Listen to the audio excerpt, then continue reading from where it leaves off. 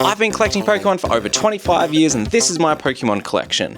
And no, I'm not actually talking about all of these boxes of stuff and these binders, these booster boxes, these slabs. These are my friends' collections that I'm helping sell. No, after 25 years, this is my Pokemon collection. 3 binders, some choice cards on display, and this weird frame thing that I made on one fun afternoon. And in this video, I'm gonna give you all of the ins and outs of the basic stuff that you need to start collecting Pokemon, as well as some really cool alternative ways to collect Pokemon that are gonna be so much more budget friendly and beginner friendly, and will leave you with binders that just spark joy every single time you crack them, full of arts that you love, but are actually fairly inexpensive, easy to get, and dear God, you don't get stuck chasing the same couple dozen cards that every other collector's trying to get. Because even though there's over 17,000 unique Pokemon cards, because of the way social media algorithms work, everyone tries to just float towards the same small handful of cards. But if you manage to find your own way through the hobby, it's so much more enjoyable, fun, and way, way cheaper. So let's start with some basics.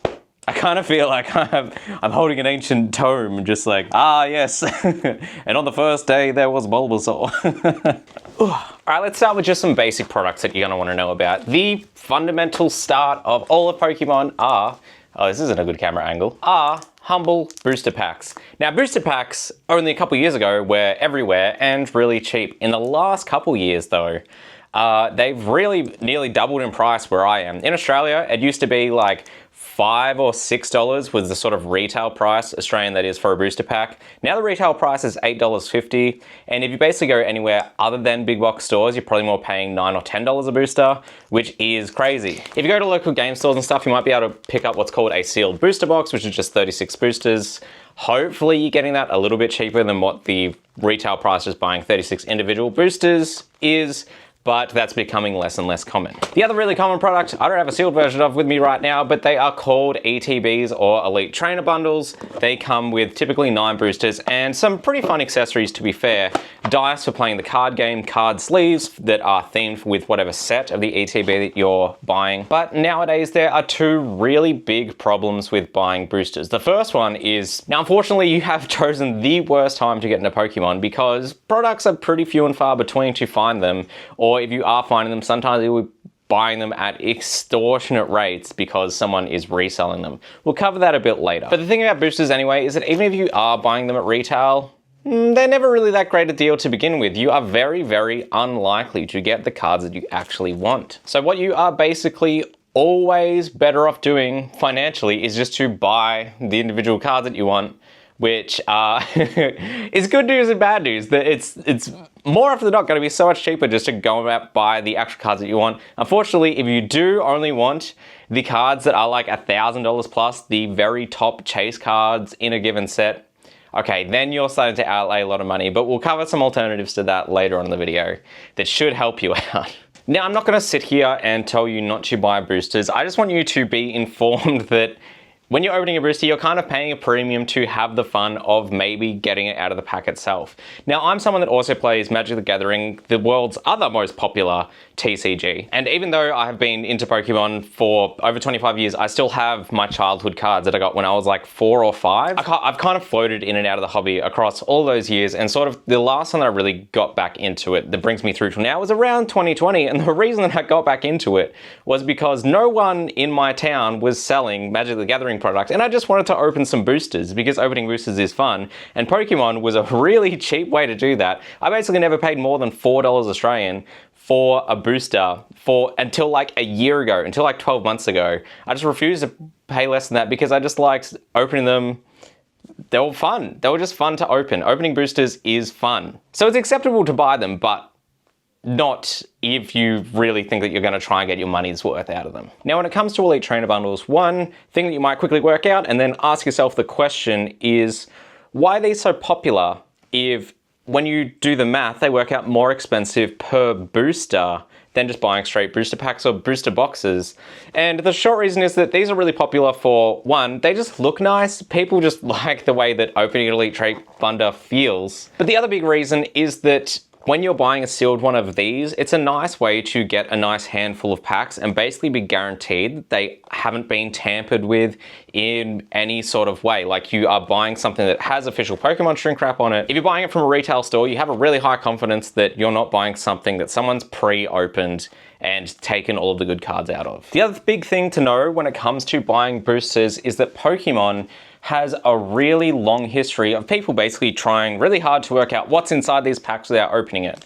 Originally, you could weigh packs, and the ones that were heavier would have hollows in it, shiny cards, because not all packs originally came with shiny cards. They've since fixed that problem through a couple of different methods. Now all packs come with shiny cards. They also throw in these live cards that allegedly have different weights to help try and throw that out. But then we ran into another problem where allegedly the foiling on the bigger hits was used different. So people started buying these handheld metal detectors and trying to scan packs for hits, and where you can allegedly dial these in to the right sensitivity to be able to work out if packs have hits before you open them. So buying individual packs like this can be a little bit risky, especially something online. If you're a new collector, I would just avoid it for a little bit until you sort of learn the ins and outs of like each weird little pack. It's also one of the reasons that people like buying what are called blister packs, which are packs that come in 2 or 3 that are also sealed in plastic. Those again are just a lot more hard to tamper with than individual packs like this. You can also get single pack blister packs, which if you are interested in buying older sets, which I think is kind of fun, don't expect to get anything good, but it's usually fun to buy something that costs like $20 per pack because it's from 1 or 2 generations ago, and then open that. Lean towards trying to find them from like blisters or like really reputable pack dealers, like actual local game stores that have like a good reputation and stuff. But really the most important thing is if you are new into the hobby and you really do want to crack packs, which fair enough, just make sure that you are just buying retail price packs from reputable stores. Buy them from your big box stores, buy them from your local card shop if you have one, local game store. You'll also find them in like toy shops and stuff. Buy them from those locations.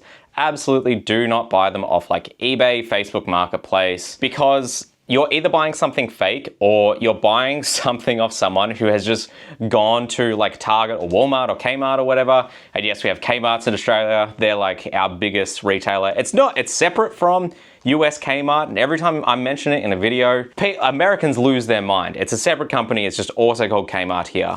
It's like our Walmart. They will buy this, let's say the price of this brand new from Walmart is 300 Australian. They'll buy it and then they'll immediately be trying to resell it for like $400 plus. You don't want to support those people that are actively ruining the hobby by taking the products off the shelves that you would hopefully otherwise find for retail. Just be a little bit patient. You will find products like actually on shelves for retail prices. You won't just get them as frequently as you probably would be hoping to. All right, let's talk about card storage and where I think you should realistically start as a beginner, because I've watched a couple other people's videos on like how to start collecting now. And I think they really overshoot what they are asking people who are just like starting their collections to go out and get. I think the only sort of mandatory buy that you should kind of start with is just some sort of sleeves. These are called penny sleeves in Australia. These are $2 for 100. They are fine. It's funny, in the Magic the Gathering community, people laugh at these because they're so bad, but Pokemon players like them. Not players, Pokemon collectors like them just because you can also see the back of the card as well as the front of the card. But if you have started your collection by buying an ETB or an Elite Trainer bundle, it will also come with a pack of themed sleeves. I would honestly just use those. These are more high quality than penny sleeves. The only thing is you don't see the back, but that doesn't matter. That does not matter in the cards that you're probably like going to be buying and like collecting and stuff. Sure, if you hit that $400 to $800 hit from like the set that you get, why don't you go out and buy a $2 pack of penny sleeves so that if you want to sell that or trade it, other people can inspect it without pulling it out of the sleeve. But until then, these are fine. In fact, because these come in so many ETBs and so many people like opening ETBs, if you go to your local game store, people will have just fistfuls of assorted ones of these. They will probably be able to give you some of them for free if you have like a cool community. If you come to my like trade nights down here in Gippsland and you run into me, I would gladly give you just tons of these, because all of the like cards and stuff that I buy usually come in these, and then I just put them in penny sleeves just because I like my collection to be uniform. I've seen some other people also immediately recommending you starting with top loaders. Top loaders aren't overly expensive. They're $6 in Australia for these 25. A little bit more expensive if you buy them from eBay Games. Buy them from Kmart, they're cheaper.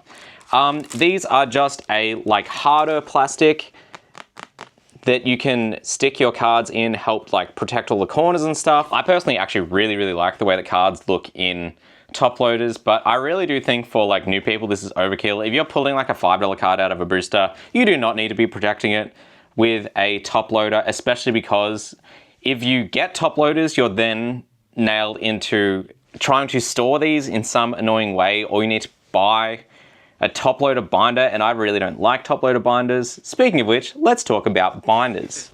All right, so with binders, you have some options. I'm gonna talk through the sort of options through the price points so that you can just kind of pick what's right for you based on what you can afford and like what's available around you. And this will be a little bit like brand agnostic. The sort of first one, and the one that you'll basically find everywhere, is this style of binder, which is a ring binder, and you just have these plastic pages that are A4 size. You can buy them and then put them in either purpose-made TCG binders or literally just binders from like any office supply store like Officeworks or whatever. These are by far the worst type of binder to buy for two reasons. One is just by having the rings here and the way the cards sit, they will eventually kind of damage the cards like a little bit. But the other big thing, and I really don't want to demonstrate this, but because these are all loaded in via the top, if you accidentally pick up your binder and then carry it upside down, or say like chuck it in your bag upside down, all of your cards just like come tumbling out. I have friends that have lost probably $1,000 worth of cards walking from a bus stop to a local card store because they were carrying their binder like this, not realizing that it was upside down. The next style that you will find is a marginal improvement. You have the same style of like top loading pockets, but it's just that it's not a ring binder. This is probably the one that I would advocate for avoiding the most. Sometimes with a ring binder style, that might be your only option or the only thing you can afford. These are a little bit more expensive than some of the other options and are categorically worse, mostly because of that top thing. And yeah, they tend to be like just, they're not great. They're really not great for the cards, and the pockets are pretty small, so you can't always fit sleeved cards in these. The next one is a big jump up in improvement, and 5 or 10 years ago, this was like the best type of binder that you can get before technology improved. They invented zips. And if you are on a budget, this is the style that I would recommend starting with, which are these fabric pages. These are Lorcana cards, because I don't have any Pokemon cards in this style of binder. But you can get these really cheap from like Amazon or Temu for like $20 or $10 off Temu. That's Australian, so I guess that's like $7 US or something, right? These do load in on the side. They are a little bit bigger pockets, they're nicer, they hold the cards nice in there. Ooh. They also usually have this elastic strap that comes around the side. I carried my Magic collection around in one of these for nearly a decade, and there would have been probably $2,000 or $3,000 worth of cards in a binder like this. These are perfectly fine and serviceable. These are worlds better than the ring binder and other like plastic ones that you get in big box stores. This is totally, if you're on a budget, once you have enough cards to start wanting to put them in a binder, this is what I would start with if money is any concern. All right, next up, this is kind of just, nowadays, this is the standard style of binder that everyone likes. These do get a little bit pricey. This brand is Vault X. I believe they're popular in the US. In Australia, we also have Palms Off Gaming. They're an Australian one. They tend to be a little bit pricier than these for some reason, even though these are imported. The biggest thing with these is just that they have a zip around the outside. So even if, no matter what orientation, if you end up with a loose pocket in there or whatever, you still can just, the card will just be like in the bottom. And the cool thing about these is these tend to come way more configurable in terms of layouts. So this one is a 3x3. I also have a 4x3, a 4x4, and a 2x2. You can get one of these in those sizes. If you don't know where to start, I would just start with a 3x3. They fit in backpacks easily. They hold a lot of cards. Having pages in 9s works really well, especially if you want to do something like have a page dedicated to evolutions, because there's 9 of those. No complaints about these, they're fantastic. The only thing is that these are 2 to 3 times the price of basically an identical binder that comes with a slightly flimsier cover and no zip thingy. And the last style of binder, I think is overrated, especially for beginners. I only have one now that I have some more pricier cards. This style of binder, you can fit top loaders in. So this is made to have cards that are in top loaders.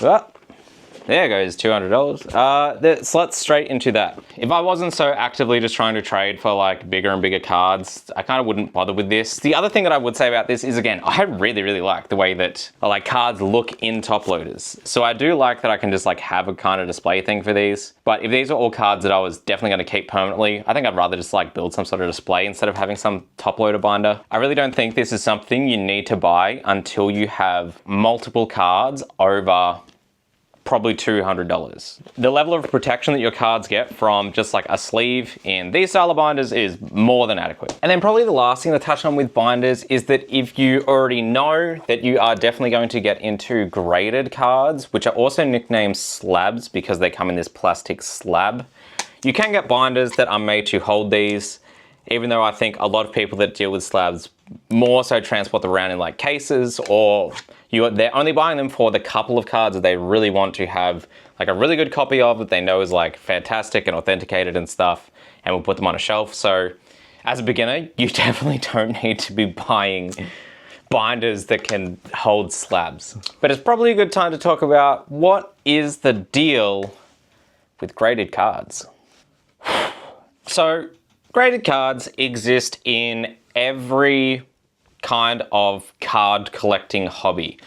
In short, you take a card like this, you send it in the mail or drop it off to a store that goes to one of these card authentication companies. They will take like high resolution scans and stuff and inspect the card to determine basically what the condition is. They'll also look at things like how well centered the card is on its initial printing, if it has any sort of printing mistakes, just to give you a definitive grade on how good a quality the card is, how good an example it is of that card, whether it's like baseball cards or Magic cards or Pokemon cards. And then they'll give you a grade based on the quality. And like this Zapdos from base set 2 has come back as a 7, even though like if you look at PSA 7s closely, or if you look at 7s from most grading services closely, you would probably call that card mint. They get really nitpicky once you're about 7 and above. Now, why do people grade cards or buy graded cards? There's two big reasons. The first one is, why might you want to send in one of your own cards to get graded? The first big one, and I think the main one, if we're being realistic, is that it can really increase the value of the card. You might buy a card that is worth, say, this card is worth like $260 US if it's what's called raw, which means not in a slab, or it's ungraded. But then if you manage to get it up to a graded 10 card, then it can be worth thousands. You can like 10 times the amount of money that your card is worth to certain collectors. And the other thing is, some people really do just like having them encased in these card cases, because you can't take this out. The only way to get this out is to basically break this plastic in half and pull the card out. And it also means that if you're buying some really like high-end cards, it's an easy way to know that they are in fact authenticated. However, there's a whole lot of controversy in grading cards. It's also really expensive, and the wait times are really long at the moment. There's sort of this weird thing in the Pokemon community where everyone kind of hates this company called PSA, which is kind of the default card grading company, but everyone also kind of refuses to move away from it because they've been the standard for so long. A lot of people will only buy graded cards that have been graded by PSA, but PSA are notoriously kind of, for lack of a better term, dodgy. They can charge you additional like hidden fees. Their turnaround times are really long. There's also a whole bunch of conspiracy theories from them like stealing cards and then swapping your card out and stuff. If you're new into the hobby, I would just avoid graded cards for like a couple years until you kind of know a little bit more about what the deal is. Especially if in Australia, grading cards is prohibitively expensive. The cheapest options available at the moment are going to cost you like $65 per card to grade. And the other thing is, if you wait until you've been in the hobby for a while, you will know the cards that you definitively like, and then you're more likely going to go, no, this is one of my favorite cards. This is one of my 5 favorite cards. Maybe I will try and buy it in a 10. The most common grading card companies are PSA. There's also Beckett. Beckett has just been bought by PSA, but they haven't merged yet. And the one that's sort of up and coming that everyone's starting to really look at and enjoy is called Tag, because they are really transparent about how their grading process works. They give you this full report on why your card got the grade that it did. Just avoid graded cards a bit. It's too much of a headache. Right, now let's talk about something that I don't think enough people talk about, and that's how to work out what style of collecting you want to do, or how you work out what cards you want to try and collect. To get you started, I'll lump them into 4 categories. One is just finding cards that you like and then trying to get them. I'll come back to this one later with some other ways to help you find cool cards. The next one is really popular and it's really boomed in popularity over the last couple of years, and that is trying to like master set or completely get all the cards from a given set. For example, in this horrible binder is a complete set of the set from around 2016 called XY Evolutions, where they have the cards in sequential order from 1 all the way through to 180 or so it goes to. And then you have this cool binder full of all the cards from a given set where you just, I guess, write XY Evolutions on here and you know that you have the entire collection from them. The next one is one that I actually do a little bit, which is where you basically just, if you have favorite Pokemon, you can just start collecting them. For example, my favorite Pokemon is Gyarados. Here is me starting to collect all of my Gyaradoses, including up on this thingy up here. This is my base set Gyarados from my childhood that I would have pulled out of a booster pack when I was 4 or 5. I still have it to this day. Absolutely. If I had to give out the entire collection, this is the one card that I would keep. By the way, if you kind of like the idea of slabs or more like premium things to display your cards in, but don't want to go through the whole like slabbing, like grading process, you can buy these acrylic, like magnetic ones that are fantastic. And these cost like $4 in Australia. So, and if you buy packs of 10 off Amazon, they're like $2.80 each or something. So these are a great way to display cards on a budget. And I have a couple Pokemon I'm doing this for: Snorlax, Fungus and Amoonguss, and Butterfree. I think I've worked out after all these years, I really think my favorite card is the original Butterfree from Jungle. It's so pretty. Another really popular way to collect Pokemon cards, to sort of just get a definitive list of what you want to get, is one that's maybe a little bit more inaccessible for new people, but it's one you could consider, and that's finding card artists that you like. For example, I'm so close to finishing my Ahsoka Ito card collection, which does all of these awesome like crochet card arts. I'm 2 away from finishing the collection of all of her like art cards.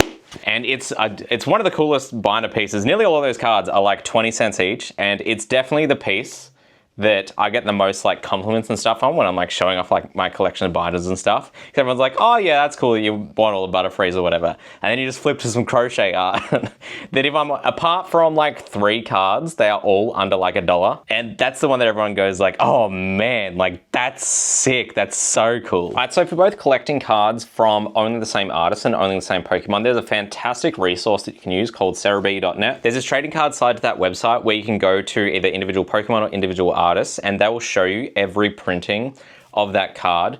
There's sometimes, and nearly always, because Pokemon has such a rich history of weird, cool stuff, you'll nearly always find additional cards that aren't on that list. That'll just give you the main printings from each set. But then you'll sometimes find some like really weird stuff, like some cards that have been printed with additional like stamps and stuff on them. Like in my Snorlax collection, this is just a regular Snorlax from Journey Together. If you look up Cerebi, this will be the only card from that set. But we also, in Australia, got this exclusive EB Games stamped promo of the same Snorlax, which EB Games is our like GameStop, which I assume there is probably also a GameStop equivalent to this, and whatever, there's probably a couple other retailers that are part of that like group or whatever that get this same deal. And I personally actually really like that aspect to collecting Pokemon cards. I really like the weird stuff that you can sometimes get when you try and go really deep into a given like artist or Pokemon. Now, just circling back to finding cards that you like, I think the enlightened way to do this is just completely organically, which is where you actually go to like community events, local game stores, trade nights and stuff. Try not to like paying to go into card shows. I don't think is that great, especially in Australia. I don't think card shows are like that great yet. They might get there, but it's definitely not worth like $50 or whatever you have to pay to get into somewhere to just go look at a bunch of people trying to sell stuff. But when you look through other people's binders, especially their trade binders, you'll be shocked the amount of times you come across cards where they are just so visually striking to you, and they probably might also be a Pokemon that you have a soft spot for, and you just go, oh my god, that is so incredible. Like, I can't believe it's just the prettiest goddamn thing. And then you go like, do you have anything for trade? Whatever you look through binders, you might do some price checking, which we'll talk about in a bit. And then you'll find out that this is like a $5 card. And you just go, oh my god, what a hidden gem. This Probopass is Big Mustache Boy. This is like a $2 card, and it's like amazing. Now, as someone who I've kind of am like the custodian to my local Pokemon card community, I'm the one that like organizes the events for trade nights and stuff. I go out of my way to stock my little trade binder with a whole bunch of what I feel are really underrated, like cool, cute cards that are all like $5 to $10 at most. I really like kind of helping to shepherd new people into the hobby into going like, no, you don't need to get the like $300, $400, $1,000 cards that are the 1 or 2 cards from every set that everyone wants. There's so much cool stuff that is so cute and so accessible. The great thing about Pokemon is that everyone has a favorite, like every Pokemon is someone's favorite Pokemon. And because we're so deep into it, so many Pokemon have like multiple cool like alternate art or special art rare printings. And you can just go out and find the ones that you like. Or some people also do some really cool collections where they will just collect all of the cards where in the artwork, the characters are sitting on a chair. Or every artwork where Pokemon are looking out a window or Pokemon are eating. At the time of recording, the newest set is Perfect Order. Look at this Dedenne that is like, it's like an $8 card. It is gorgeous. And as someone who autumn is my favorite month, I love this thing. And I think I'm actually going to take it out of my trade binder and put it in my personal collection because, it's so cute. All right, I've tiptoed around it a bit. We need to talk a little bit about how establishing what a card is worth in the Pokemon collecting hobby to kind of just help you navigate trades and stuff. I really hope you're not getting into the hobby for the money. There's too many people like that. Although the more people that are in it for the money, the more they just kind of gravitate towards those same like couple of cards. The more of like this stuff just gets left for like actual Pokemon fans like you and me. But I mostly just want to tell you how like not to get ripped off in a trade or how to just ballpark when trading 2 cards between like you and some other stranger. So let's say I have this Surfing Pikachu V from Pokemon Celebrations and someone has come up to me, this is in my folder, and says like, oh yeah, I want to trade that to you. Like, what do you have on it or whatever? Or maybe you're looking through their binder. You need to work out, how do I work out a fair deal for this? Here are a couple of sources. I'll talk about the web version, then we'll kind of talk about some apps because I don't think a perfect app has been invented, nor is a perfect like pricing platform being invented. So I'm just going to give you some options. The kind of most standard one is called TCG Player. Basically the way that all of these price tracking sites work is they all look at recent eBay sold listings. TCG Player has their own marketplace, so they're also tracking all of their own sales. But just know they're trying to look at as wide a range of like sales data as they can to try and tell like what is this card commonly selling for. And at the moment, TCG Player has this card, it's like market price, has its market price at $4.21. Another really common one to look at is price charting. I tend to look at price charting more just for like ballparking stuff, like lower price cards. All these sites get them pretty right because they usually don't fluctuate in price too much. So price charting has its ungraded, which would be the same as TCG's near mint price at $4.79. So even that's like a 10% difference, which if you get to like $1,000 card, that's like $100 difference. One of the cool things about both of these platforms is that they'll usually also show you all of the recent sales, so you can actually look at the individual like listings and what they sold for. Because some you might, if you're trying to like bargain with someone and they say the market price is $5 and then you look at recent sold and you go like, yeah, but there's a whole bunch of ones that have sold for $3. You can talk about that. But then the most definitive way to get a card's price, and this is something that I only really bothered doing for cards over like $100, is to search for the exact card on eBay and then look at all of the recently sold listings. And you can start to see what stuff has been selling for over the last like month or so. and that gives you kind of the most concrete information to go on. The other thing is there are a whole bunch of mobile apps. Like, I personally like this one called PokeTCG. It's made by the card accessory company called Dragon Shield. They're really popular with Magic stuff. They're nowhere near as popular with Pokemon. But a lot of them have built-in card scanners where you just open up your camera, put it on top of your card, and it will scan it. Things like Google Lens are also really great to quickly like snap a photo of a card and then just use that to Google search instead of trying to manually type in the card. Most of the time, it'll help you get to these pages way quicker, especially if you're at like a trade night, you're trying to do a bunch of stuff really quickly. Some other popular apps are like Collector, and like Price Charting has their own app. But a lot of these times, these apps are actually just grabbing the data direct from TCG Player, and they're just like piping it through to you in a nice interface. So with the mobile apps, you can kind of just pick whatever like interface you prefer. And if you already have Pokemon cards, or probably pretty likely you might still just have a whole bunch of cards from your childhood, it's a pretty fun activity to download one of those apps and just quickly go through and price check all your cards. When I did that, when I got back into the hobby in around 2020, it had been about 5 years since I'd last bought a pack.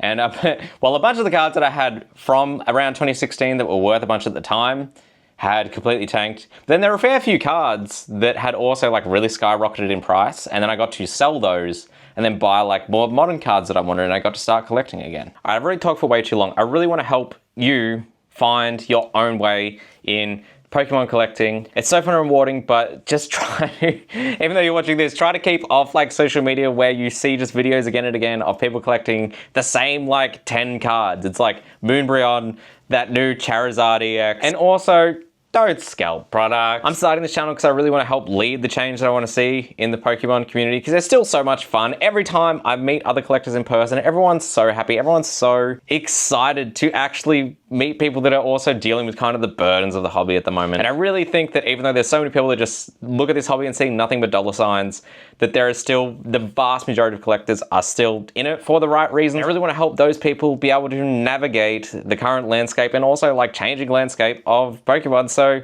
please make sure to hit subscribe, hit like. If you have the option to hit the hype button, this is a new channel, so I have no idea if that will exist or not. That really helps small channels.